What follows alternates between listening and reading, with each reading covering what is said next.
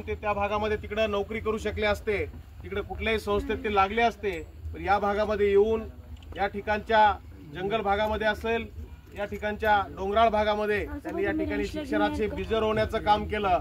आणि खऱ्या अर्थानं भगवान बाबांनी त्यांच्या जीवनामध्ये जो खरा संदेश दिला की एकरभर विकलं तरी चालेल पण शिक्षण शिकलं पाहिजे, त्या शिक्षणाचं ज्ञानदाराचं कार्य आणि शिक्षणाची दारं या डोंगराळ परिसरामध्ये उघडी करण्याचं काम ज्यांनी केलं ते आदरणीय हनुमान मुंडे सर आणि त्यांचा परिवार।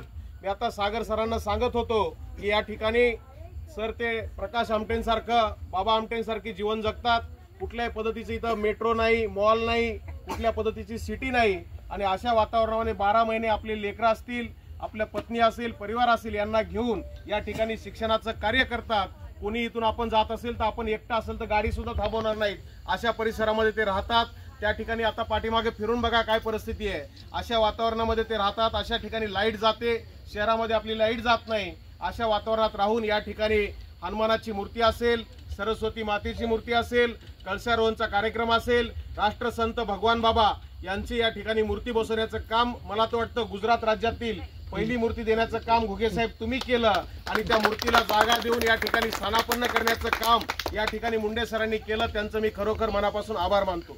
या कार्यक्रमासाठी आणि या कीर्तन सोहळ्यासाठी कुठलाही कार्यक्रम म्हणलं की त्या कार्यक्रमाची शोभा वाढवावी लागते, आणि कार्यक्रमाची शोभा वाढवायची असेल तर त्यासाठी प्रमुख पाहुणा पाहिजे। मग आपण विचार करायला लागतो की आता कोणाला बोलवायचं, त्यावेळेस आपण प्रतिभावंत, चारित्र्यवंत अशा पद्धतीचे लोक शोधायला लागतो, आणि आपल्या डोक्यामध्ये नाव येतं की यांना बोलवावं का, यांना बोलवावं का, आणि त्यावेळेस आपल्या समोर नाव आलं मुंडे सरांच्या समोर की ज्यांनी आता आपण श्रद्धांजली वाहिली त्या जम्मू काश्मीरच्या कुपवाडा जिल्ह्याचं जिल्हाधिकारी म्हणून काम केलं, ज्यांनी डोडा नावाचा जो जिल्हा आहे त्या जिल्ह्याचं जिल्हाधिकारी म्हणून काम केलं, ज्यांनी वैष्णोदेवी ज्या वैष्णोदेवीचं जिल्हाधिकारी म्हणून काम केलं, जिथं आपण दर्शनाला जातो, ते महाराष्ट्राचे सुपुत्र आम्ही नेहमी म्हणत असतो की हिमालयाच्या मदतीला सह्याद्री धावला। अशा पद्धतीनं आमचे मार्गदर्शक, आधारस्तंभ, आणि आता ज्यांची नियुक्ती गेल्या वर्षीपासून आपण वापीमध्ये सुद्धा 1000 लोकांच्या उपस्थितीमध्ये साहेबांचा स्वागत सोहळा केला, आणि दीव दमण, दादरा नगर हवेली या केंद्र सरकारच्या अनुशासित प्रदेशाचे या ठिकाणी जे सचिव म्हणून वैद्यकीय शिक्षण असेल, फूड अँड ड्रग्स असेल, पर्यावरण असेल, फॉरेस्ट असेल,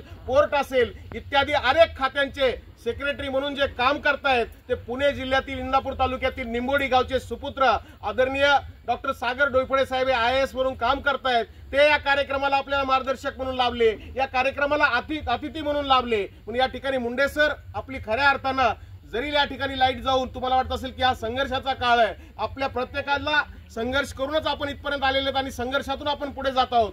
या आजच्या टॉर्च मधून जर चालू असलेल्या प्रकाशाच्या कार्यक्रमात मी तुम्हाला सांगतो की आपल्या कार्यक्रमाला प्रमुख अतिथी म्हणून 5 ते 6 खात्याचे सेक्रेटरी म्हणून काम करणारे, आपल्या सर्वांचे भूषण असणारे आदरणीय सागर डोईफळे साहेब आले, त्यांचं सर्वांनी टाळ्या वाजवून स्वागत करावं। कार्यक्रम छोटा आहे पण या कार्यक्रमाला साहेब या ठिकाणी पुणे जिल्ह्याचे सुपुत्र आहेत, दीव दमणचे सेक्रेटरी आहेत। आमचे घुगे साहेब हे मुळात औरंगाबाद जिल्ह्यातील कन्नड तालुक्याचे आहेत, पण ते सुरतमध्ये व्यापारी आहेत, उद्योजक आहेत, ते तिथून या ठिकाणी आलेले आहेत। आमचे खाडे साहेब मानखटाव तालुक्यातले आहेत, लहानपणी इकडे या भागात आले आणि सुरतमध्ये राहतात। आमचे केकांताई बडोद्याला राहतात, वंजारीताई आलेले आहेत त्या वलसाडमध्ये राहतात। आमचे माधवरावजी केंद्रे असतील, माधवरावजी मुसळे असतील, किंवा या ठिकाणचे गीते साहेब असतील, सर्व हे जे काही लोक आहेत हे वेगवेगळ्या जिल्ह्यातून आलेले आहेत, पण कुठेतरी चांगलं काम होत असताना सर्वजण एकत्र येतात। दरवर्षी अशा पद्धतीचा कार्यक्रम घेतला जातो। सरांचं म्हणणं असतं की मी हे करतोय, तुम्हाला यायचंय का, ते आधीच विचारतात येणार आहेत का तुम्ही, हा येणार असेल तर ये, म्हणजे तिथं काही मोठेपणा नाही, त्यांना कोणाचे 4 मतं पाहिजे नाहीत, त्यांना कोणाचं ग्रँड पाहिजे नाही। जे काय करायचंय ते विद्यार्थ्यांचं कल्याण, जे काय करायचंय देवधर्माचं काम करायचंय, त्या उद्देशाने ते काम करत असतात। राष्ट्रसंत भगवान बाबा यांच्याबद्दल आपल्या सर्वांना माहिती आहे की सुपे सावरगाव, तालुका पाटोदा, जिल्हा बीड या गावी तुबाजी सानप यांच्या घरी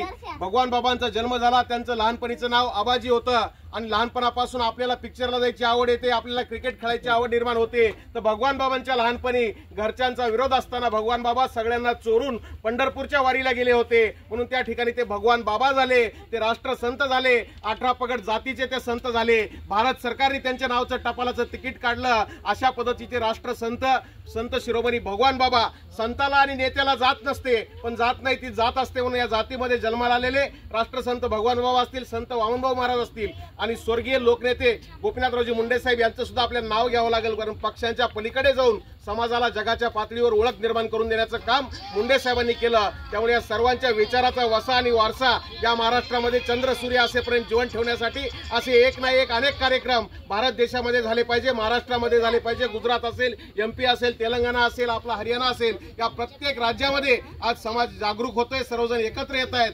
धर्माचे लोक एकत्र येत आहेत आणि हे सर्व कार्यक्रम करत असताना आपण सर्वांनी या चिमुकल्यांचा सत्कार केला। माझ्यासारख्या सर्वसामान्य चळवळीतल्या कार्यकर्त्याचा जन्मदिवस गुजरातमध्ये येऊन साजरा केला।